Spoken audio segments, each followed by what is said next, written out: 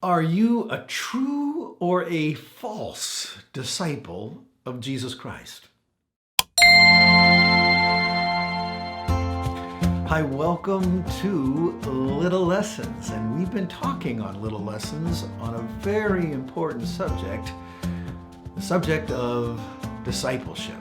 Because Jesus told his apostles, go all the world, make disciples, teach them to obey everything that I've commanded you. So that's what Jesus wants. And that should be every minister's goal. That should be every church's mission statement.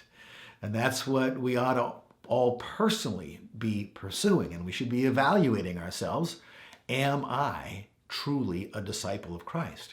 And if you've bought into the lie that you can be a believer in Jesus, but not be his disciple, well, that's a terrible lie to believe, because it's a lie.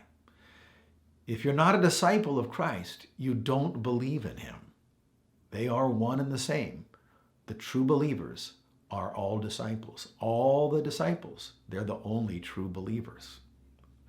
So if you said, I'm a believer, but I'm not a disciple, you're not really a believer yet.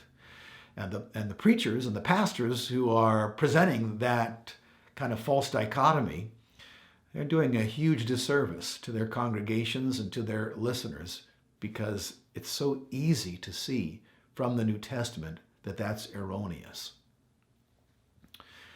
Well, in our last little lesson, we were looking at Luke chapter 14, where Jesus, in front of a huge group of people who are going along with him, he stops and he tells them, here's what you have to do. And if you don't do this, you're not my disciple. The first thing he said, you got to hate the people you naturally love the most. And we interpret that simply as meaning that my love for my family, in comparison to my love for Jesus, my love for my family, almost has to seem like hatred, because I love Jesus so much. I love Jesus with all my heart, mind, soul, and strength, because I believe he's God, and God alone deserves that kind of love.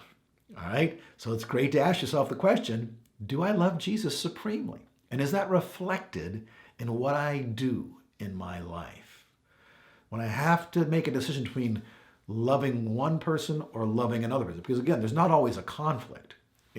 I love my wife and my children dearly, and generally there's no conflict between my love for my wife and my children and my grandchildren, my love and my love for Jesus. In fact, I consider my love for my wife as part of an expression of my love for Jesus, as well as for my children and my grandchildren.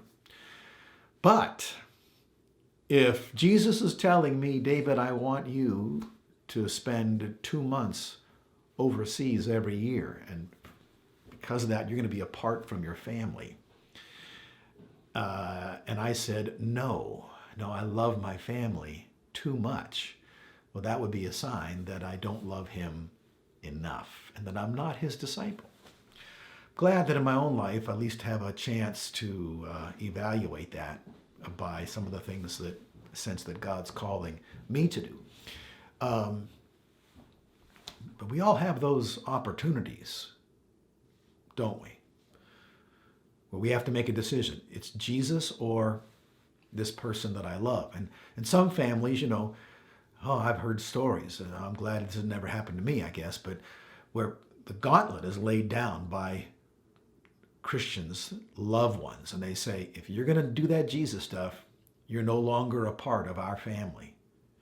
That happens around the world in places where other religions are very dominant and so forth. And those people make the decision to follow Christ, and they make it very plain and clear. We love Jesus the most. Okay, so you need to think about that. We all need to think about that. And look at your life. Does it reflect you love Jesus the most? Well, Jesus continued, Luke chapter 14, here's the sermon, verse 27, whoever does not carry his own cross and come after me cannot be my disciple. So who's going to argue with Jesus? He's the Lord. He knows what he's talking about. You cannot be his disciple, he says, unless you take up your cross and follow him. Well, again, this is another one that is worth our thinking about a little bit, because it seems unlikely that Jesus meant that we should be literally carrying a wooden cross with us wherever we go. We don't see that played out in the book of Acts. They weren't carrying wooden crosses around. So it must be symbolic of something. And well, it's obviously symbolic of death and hardship and suffering.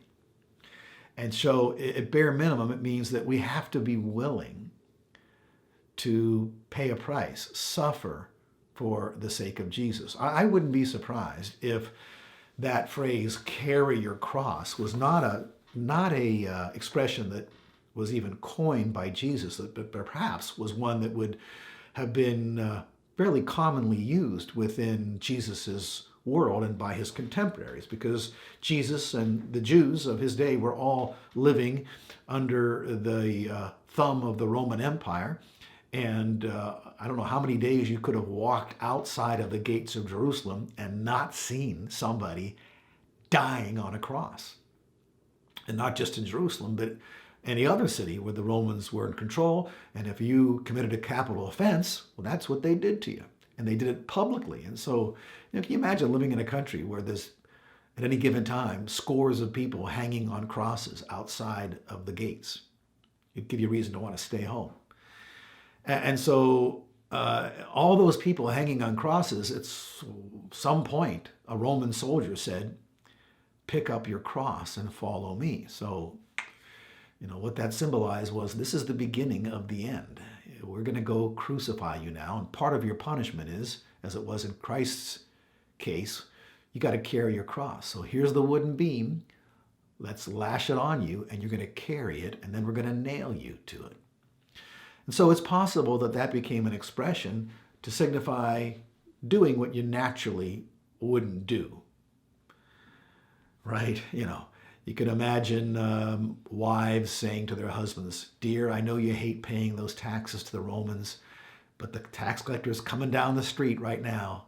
So why don't you go get a little money, take up your cross, and go pay the guy. You can imagine dad saying to son, I know you hate to dig out the latrine. It's a dirty, smelly job, but just take up your cross and do it. Okay? So regardless if it was a common expression or not, it clearly represents an embracing of suffering, rejection. And of course, you're going to get that in some form or fashion when you follow Christ. So count the cost. Count the cost. Are you his disciple? Are you willing to suffer shame? Are you willing to be ostracized? Are you willing to be looked at as a weirdo? And again, that varies from country to country, on the scale of persecution. Okay. All right, well, we're out of time for today. Thanks so much for joining me. I think we'll finish this on our next little lesson.